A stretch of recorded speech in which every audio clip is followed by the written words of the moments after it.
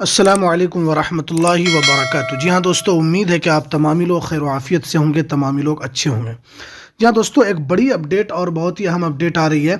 कि एक मदरसे के अंदर मदरसा इस्लामिया शमसुल हुदा में खाली पदों पर यह बहाली आई है और काफ़ी दिनों के बाद ये बहाली आई है। और बहाली का क्या प्रोसेस रहेगा, कब तक ये बहाली होगी, पूरी जानकारी आपको इस वीडियो के अंदर हम बताएंगे। तो वीडियो शुरू करने से पहले आपसे एक छोटी सी रिक्वेस्ट है, आप अगर हमारे इस चैनल पर नए हैं तो इस चैनल को ज़रूर सब्सक्राइब कर लें, बेल के आइकन को ज़रूर प्रेस कर लें ताकि आपको वैकेंसी से रिलेटेड जो भी अपडेट आती है मैं आपको इस यूट्यूब चैनल के ऊपर तमाम अपडेट देता रहता हूं। तो आप इस चैनल को ज़रूर सब्सक्राइब कर लें। तो चलिए हम वीडियो को शुरू करते हैं।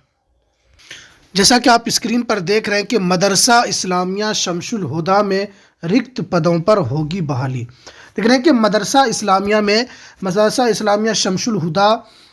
में रिक्त पद जो यानी जो खाली पद है उसमें बहाली होगी। अब देखिए रिपोर्ट पटना। अब देखिए कि मदरसा शमसुल हुदा में शैक्षणिक और गैर शैक्षणिक रिक्त पदों पर जल्द बहाली होगी।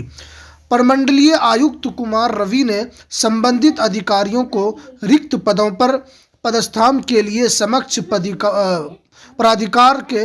अनुसार प्राप्त कर शिक्षा विभाग को प्रस्ताव भेजने संस्था के भवनों के तो देखिए अनुमोदन के लिए प्रस्ताव के लिए समक्ष पदाधिकारी को अनुमोदन प्राप्त कर शिक्षा विभाग के प्रस्ताव भेजने और संस्थान के भवनों को क्रिया द्वारा मरम्मत रंग रोगन के लिए प्रावधानों के अनुसार प्रस्ताव बनवाने का निर्देश दिया है। मंगलवार को मदरसा इस्लामिया शमसुल हुदा शामी निकाय की बैठक कर रहे थे और उन्हें कहा कि राजकीय मदरसा संचालन के लिए सभी को सजग व प्रतिविध रहना होगा। आप जानते हैं कि इससे पहले मदरसा बोर्ड के जो सेक्रेटरी हैं अब्दुल सलाम अंसारी साहब ने भी कहा था कि मदरसे के अंदर जो बहाली का जो प्रोसेस शुरू होगा वो करीब करीब फ़ौकानिया और मौलवी के बाद होगा, यानी अभी सालाना एग्ज़ाम। उन्होंने कहा था कि सालाना इम्तिहान के बाद, तो सालाना इम्तिहान फ़ौकानिया, मौलवी और वस्तानिया जो इम्तिहान होगा इसके बाद ही बहाली को लेकर कुछ बैठक की जाएगी। उसके बाद ही मदरसों को रिक्त पदों को बहाली के लिए क्या उसके लिए कोई नया पोर्टल बनाया जाएगा या उसके अंदर बहाली के लिए पहले तमाम मदरसों से किस ज़िले के अंदर कितने मदरसे के अंदर पद खाली है, तो वो फ़ौकानिया मौलवी एग्ज़ाम के बाद ही वो शुरू होगा। देखिए इसके अंदर कुछ बातें ये कही गई कि संबंधित पदाधिकारी को शिक्षा विभाग द्वारा निर्धारित निर्देशों के अनुरूप कार्य सुनिश्चित करने का निर्देश दिया गया। यानी अभी जो शमसुल हुदा के अंदर हो सकता है कि इसके अंदर कुछ रिक्त पद हो और इसके अंदर अभी एसातिज़ा की ज़रूरत हो। अब इस एसातिज़ा की ज़रूरत को पूर्ण करने के लिए वो ये मांग कर रहे हैं शिक्षा विभाग को कि जल्द से जल्द इसके अंदर एक एसातिज़ा कम से कम बहाल किया जाए, ताकि हो सकता है कि उसके अंदर पढ़ाई में ज़्यादा डिस्टर्ब हो रहा हो, इसलिए शिक्षा विभाग से इस तरह की मांग की गई है। लेकिन आप जानते हैं कि मदरसे के अंदर एसातिज़ा की कमी काफ़ी दिनों से है और जनाब सलीम परवेज़ साहब जो मदरसा बोर्ड के चेयरमैन हैं उनसे काफ़ी उम्मीदें वाबस्ता हैं, ख़ास तौर पर मुसलमान तबके को और उन लोगों को जो मदरसा के अंदर नौकरी की तलाश में है, जो मदरसे के अंदर बाहर होने की तलाश में है। और